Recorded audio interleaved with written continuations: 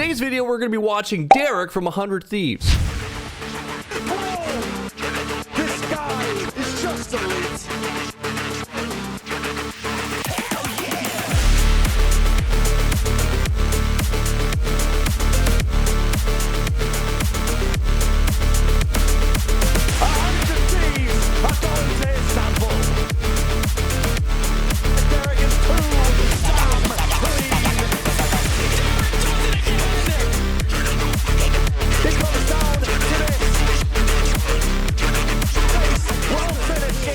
Specifically to master the art of communication. If you're inconsistent in game, it's probably because you haven't mastered this skill. You see, communicating is not as simple as just calling out where an enemy is. There's actually 3 types of communication you have to deliver every single round in order to see success. And if you don't communicate like this, you make yourself and everyone else around you worse for it. The types of communications are predictive, proactive, and reactive. Predictive is intuition comms.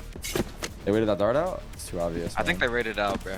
Based on cause and effect. For example, you see something happen on the map, and therefore there has to be an equal cause and effect reaction. Usually you'll hear players say, I think or I believe to start the statement, and then lead it up with what they think will end up happening. This is an important comm to make because it can set your teammates up in positions ahead of time to win gunfights way easier. Proactive comms is all about action comms. Wall when there's like 3 seconds left, okay? You can give me bomb, Tarek, and go back mid. It's about talking to your teammates about what you're planning on doing. As we all know, we're not mind readers. Therefore, we have to get clarity on everything that you're planning on doing so we can act accordingly. And reactive is the one we're most commonly known to. Back on, smoked off. 3-4 over here, they have stingers. Back up, back up, back up. It's the one where we see our enemies do something and we calm out that position or that action that the enemy has taken. While watching this footage today with me, I want you to comment down below the specific times where Derek and his teammates use these 3 types of communications. I'll randomly select a winner out of those commenters to be able to get a skip the line pass for a free VOD review in our next stream at twitch.tv/worthytv. So let's get into it. So we just got scanned 3 people by this knife. Right away, we had to think about cause and effect, C and E, okay, cause and effect. If you were the enemy team, what would you be doing right now? You would probably be starting to rotate, shifting over towards B, considering that you just scanned the Killjoy, the Sova, and the Jet here, which usually means site execution if you're looking for the entry fragger. So they're going to start moving, especially on the fact that they're on eco. This would also increase the fact of a potential for a flank here. So we want to pay attention and listen for the predictive comms for watch out for flank and look out for the big rotation here. You got a drone? I do have a drone. I got no dogs. Find you.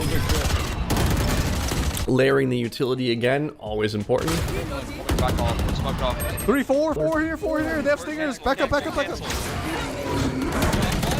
So there's that heavy rotation that we talked about. We didn't hear much prediction, but I think we are about to hear something about flank here. One whole flank. They have stingers, they have fucking stingers. One whole flank. Flank.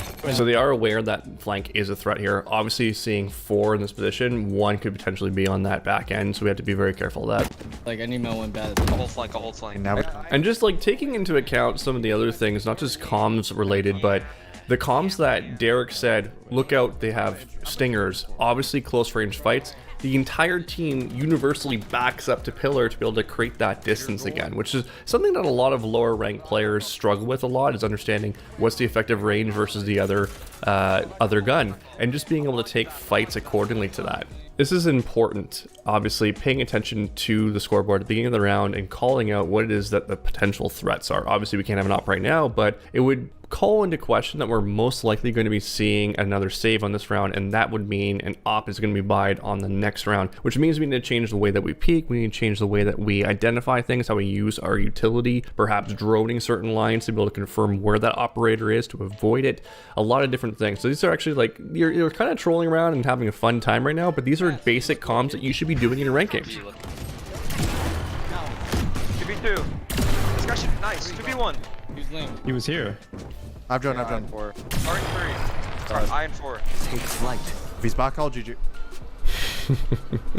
Taking a gamble that Yeah, he's backhaul maybe? backhaul. This is basically his comm to Tarek to say, hey, can you cover this line for me? So Tarek is on a deeper line covering this swing out, and it's like basically crossing his fingers saying that, Tarek, I hope you hold this for me.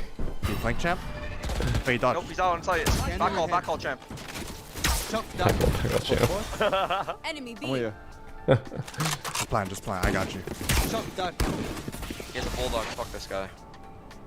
I hold that. Oh. Damn. Damn.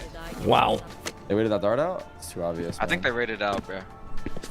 So this is a predictive comm. This is actually beautiful. So a lot of people in lower ranks will throw a dart towards one of the main entrances, and then they'll say, hey, you know, they're probably going to go towards B. I see nothing towards A. So let's just start shifting right over here. Now what the comm is that they're predicting that they're just waiting that dart out.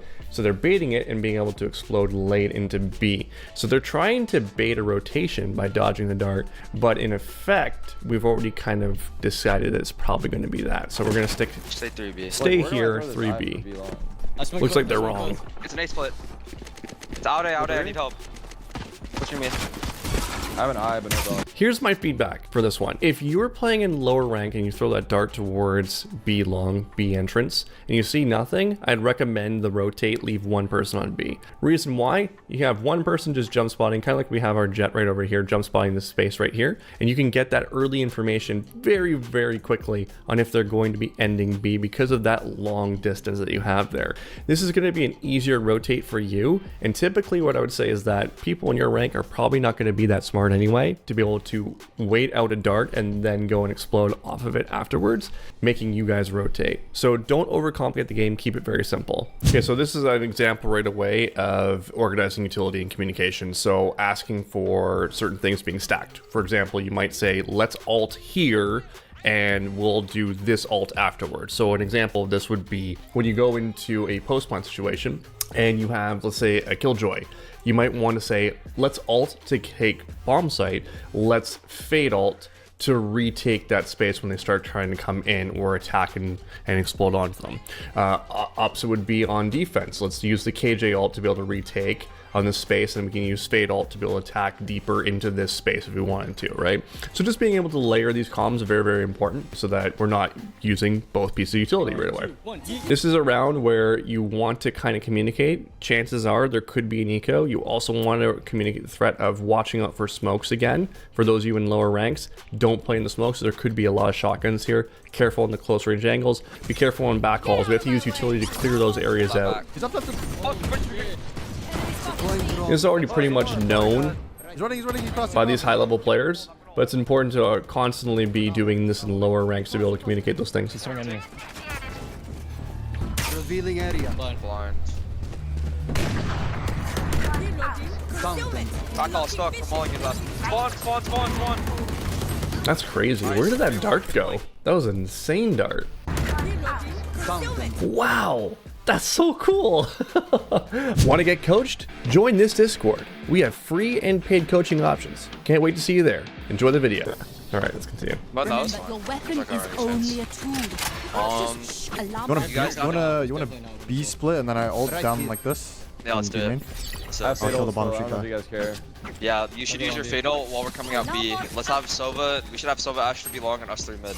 Yeah. So this is an example of a zoning alt, which is a really, really good thing to use for your Sova alt. Too often do I see students not using their alts at all because they're waiting for the most opportune moment.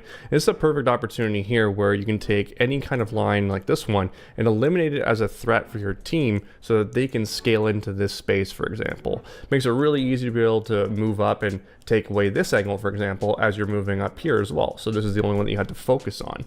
Takes away the pillar angle as well. So it's a really, really good ultimate that allows for moving up and taking space effectively and be able to sight take a little bit more easier too. No more do you have to just use your ult to cover the post plant.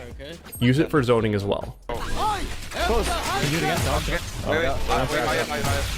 Okay, go. Dead. If he's hopping here, we'd fucking mid. We'll wait for the drone. Jogging mid. Going back. Net putting on a master class when it comes to comms for. Still holding. Tag them. Stuck. Standing ahead. Still peeking. 4. Get the fuck out of here. Yo, we have to kill him. 3. Go Oh, away. wait, I'm running in. Get the fuck out of here. Wait, I'm 1 HP. I'm gonna lurk. Okay, fine. Servers A. Gotta push through A main. Where's phase Quan? Gonna know. Maybe we go split B again. He's crowd walking me. So this comm that Stewie has there, he's gonna know. This is like a cause and effect. They're gonna know, they're gonna rotate over here, maybe we split B, right? Suggestion comm again to say, hey, why don't we go this way? Because I think this is what's going to happen based on what I know. So no read. The bait and the lurk from Stewie 2K makes this all possible as they're all rotating over. They think that they're going to end towards A. And if you're on defense and you're in a 2v4 situation, you have to gamble. You have to gamble what you think they're going to do, and you just have to luck out. Now, I'm not sure where the money is with these two, but I would imagine it's probably pretty low, so you're probably going to see a save. But if it's high enough, they will try to go for the play in this situation. The goal of this is to pull attention towards main and then sneak our people into arts. When you're basically kind of hiding that it's going to be like a 4-1 split, but it ends up being more of a heavier split towards art. Catching a rotate. So you blast a lot of information over here, you pull the attention here, and then from there you rotate back. As you've rotated back and hit this space, they're going to be shifting into you and you catch them off guard basically. Wall when there's like 3 seconds left, okay? You can give me bomb, Tarek, and go back mid. Yeah, you guys are gonna lake. Yeah, so the KJ ult comes down, it's going to pull everyone over here, and then we rotate out and make it seem like a fake. They're either going to be en route towards B because they're on eco and they have to make a gamble play again to be able to get there fast enough, or we catch them in that rotation if they're a little bit late, and it's a pretty easy wave up cleanup here. Wait, they might have mollied your shit. Wall now. So now 1, 2, 3 are going to go towards art most likely here. So you'll see Stewie, and you'll see Tarek, and you'll see our jet moving all the way up through art as we distract here. They're all behind the wall. I can't really plan. This wall actually kind of messes us up. Yeah, I'm going. Goes backside. There's 3 backside. I'm betting. You're spam. Bang it. You got flanks too? Yeah. This plant should actually be on front. I'm chilling. I'm not planning. Backside. 2 more. Nice. 1 more backside. More. This becomes nasty because of this Astra wall, so I think this was a big mistake from Stewie 2K on this situation here. Fire, Because we're trying to sell a fake towards the other bomb site, baiting all the attention over here, and then because the wall's up there, they don't know. From their perspective, they don't know if we've left or not. So it's a bit of a lost opportunity because of that ult. Damn. How the fuck you lose it, bro? Nothing screens. One behind their pillar. Spam his ass. 120 on KO. Walk over. Standing ahead. He reloaded. He's going straight. Back all 1. Back all. Nice. One. Last guy was spawn. There's a Vandal down. Yep. Upside. Yep. Nice. I want you guys to pay attention just to how active they are with talking to each other. Like, how often do you guys in ranked games hear this kind of comms, right? We've talked about it on stream millions of times. Some people are just upset that their teammates are not saying anything, or they're being toxic and they're like, well, you know what, should I mute them? I kind of feel like it's a bad thing to do to mute them. But in reality, if you're not getting comms like this, are you really getting that much value from the people that are being toxic or not saying anything at all? I often recommend that when you're playing ranked, just be really good and proficient at reading the minimap. If you're reading the minimap actively, you're in a really good spot. We don't need to necessarily rely on comms from our teammates, even though it would be a benefit to have that. Let's pay very close attention to the ults here on this round. At some point, we're going to be seeing ults being used. We'll have the KJ ult and the Fade ult being communicated, even the Astra ult being communicated. You may hear, let's Fade ult first, or let's KJ ult first. Let's listen for those kinds of things in this round. Watch out, B. Nothing A main. Oh, fuck. So the shift early over with Derek, because he just scanned deep into A main, saw nothing. There's no noise anywhere else. Probably walking at B. All of them. I'm gonna join it. Yeah, he's just working the op. Yeah, it's B. So it's going to be a B site hit at this point right here. And now what we really need to do is have Fade survive, because they're going to be blasting all their utility in here. So Tarek needs to just live in the situation. Yo, play retake. I'm out. Yeah, and he dies right here, and you can already hear everyone communicating, oh no, because it's all about the layering of this utility, all the layering of these ults. Now what's going to be interesting from the attackers team right here is you're going to probably see them be aggressive into this space because they're using the Fade ult, so they're already revealing some of the people over there so they can catch them off guard. It's great, but they want to disturb this particular space here because it's a staging round. It's a staging round very easily for the KJ to ult in, or even the Astra to wall across, to make it incredibly difficult to be able to win on a post plant. So even if you see the bomb being planted here and we try to play from long, because that Astra does have wall, it's really difficult to play this bomb anywhere but from the site. Because the KJ ult will come down here, it makes it incredibly difficult to play on the site. So one simple wall from the Astra's on top of this makes it incredibly difficult to win this round if you do not play aggressive into this space. So this is their one saving race.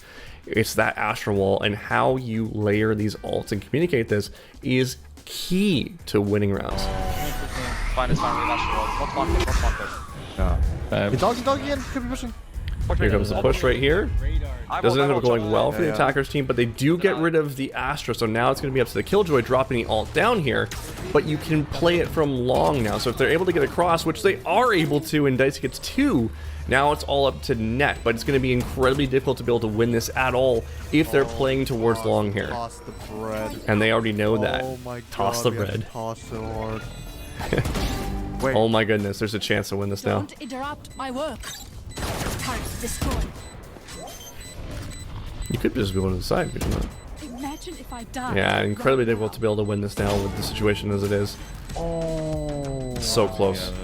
Oh my. Come on, man. I just gotta live there. So really, it was like a domino effect. When you saw Tarek die here, that's where everything fell apart. And we really needed Tarek's ult to be able to counter that push into that staging round we talked about. So again, anywhere you place that ult down afterwards with the Killjoy can easily be disturbed, but it's the Astra wall that ultimately wins you the round and forces the enemy to play close to the bomb site.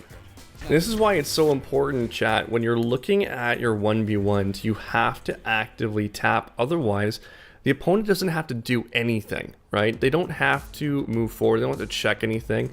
So if you're not actually tapping like Tarek's doing, Tarek's a student of the game, he's been playing this kind of game for a very, very long time. He understands that you have to actively tap. There's no reason for the Astra to peek at all until that point. So, an excellent play here from Tarek in forcing the issue. How many times we got players match today? Did you want That was really the only chance that he had in that situation. Yeah. I I'm gonna drone for a deep line. More. They can walk up on you, alley. Bomb down here. Astra mid. Bomb down here, we can hold it. I think the Cypher is Yeah, hold my art. I don't know what I want, but I want. So a couple things on this round that's very, very key. Calling for traps and calling for what could happen. Again, prediction and also proactive. Take a listen to what Net says here on this round. I can dart it first, and then you can eye if. Oh, never mind. I did already. Heavy all mid, heavy good. mid. Get ready to suck. Can you put a storm mid doors? Get ready to suck. I'm not dying. Maybe Suck off my alarm bot. Yeah, well. Suck.